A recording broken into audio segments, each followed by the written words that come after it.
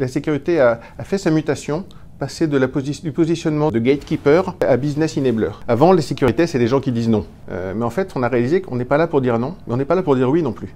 On est là pour aider le business à prendre des risques compris et maîtrisés.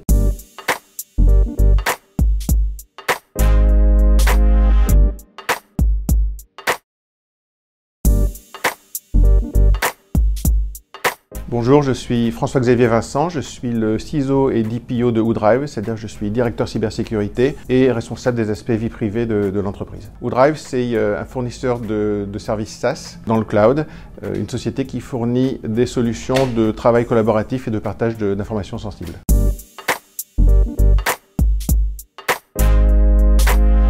Elles sont multiples. Il y a deux types de RSSI. Moi, je suis RSSI d'un offreur, c'est-à-dire que j'ai les mêmes préoccupations que tout RSSI pour garder les données de mon entreprise sécurisées. Et puis également d'être garant de la sécurité des produits qui sont proposés.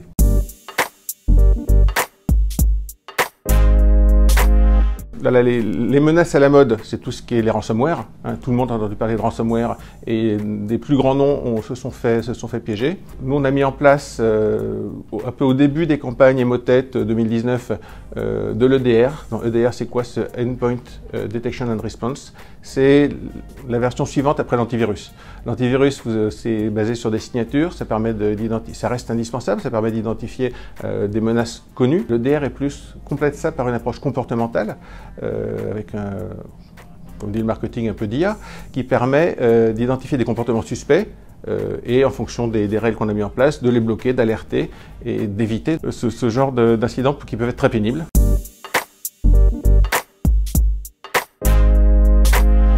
Active Directory, c'est formidable, ça est fait par des gens super intelligents, mais donc ça a des milliers d'options.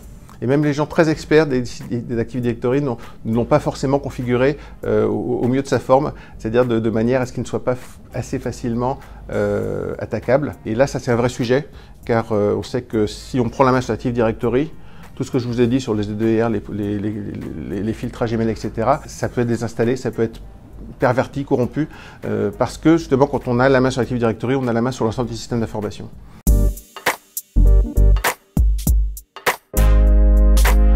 Disons qu'un acteur du cloud, c'est souvent quelqu'un qui rend un service ou qui stocke des données pour beaucoup de clients.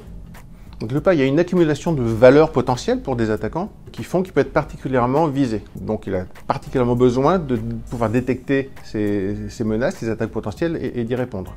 Donc c'est pas forcément des menaces différentes, mais c'est peut-être un degré différent de menaces. Et aussi le fait qu'un offreur du cloud, c'est un fournisseur pour les clients. Et donc le client doit veiller que ce fournisseur offre un niveau de sécurité au moins équivalent à celui que le client lui-même peut garantir en interne.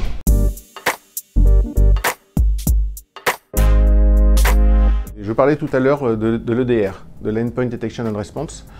C'est quand même quelque chose d'assez récent. Du moins, avant, c'était plus un nom commercial. Maintenant, il y a une vraie réalité derrière, avec des vrais services.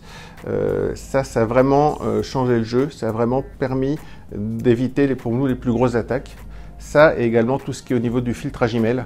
Bien au-delà de l'anti-spam classique, vous avez maintenant des services qui vous permettent d'analyser tout le trafic entrant. Il faut avoir confiance dans ce service parce qu'il voit tout ce qui rentre chez vous, qui permettent d'évacuer tous les messages suspects, démontrablement vérolés, et aussi de mettre en quarantaine des messages qui sont potentiellement suspects.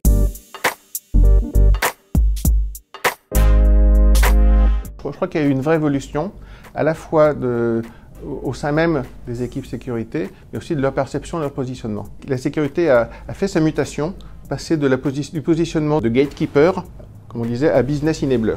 C'est-à-dire, avant, les sécurités, c'est les gens qui disent non. Mais en fait, on a réalisé qu'on n'est pas là pour dire non, mais on n'est pas là pour dire oui non plus. On est là pour aider le business à prendre des risques compris et maîtrisés.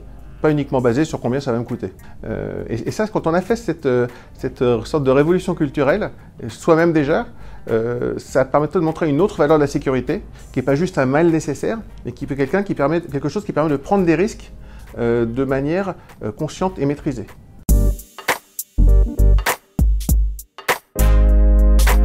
La préoccupation de tous les RSSI, c'est d'avoir le bon niveau de ressources pour faire leur métier. C'est-à-dire qu'il faut être conscient que la sécurité, ça reste, dans la plupart des métiers, sauf les gens qui vendent de la sécurité, ça reste une fonction support. Donc on ne fait pas de la sécurité pour faire de la sécurité.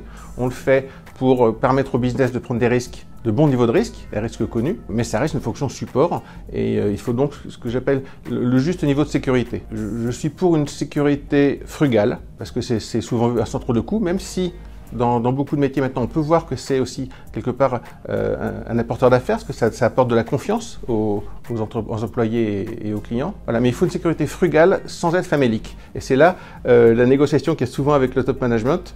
Qu'est-ce que ça veut dire passer de famélique à juste économe, frugal, bon père de famille. C'est compliqué de recruter des talents en cybersécurité, parce que déjà, comme ils sont très demandés, il faut savoir les payer. Puis il y a des profils vraiment rares. Trouver quelqu'un qui est à la fois un bon développeur et un expert cybersécurité, ça c'est très rare.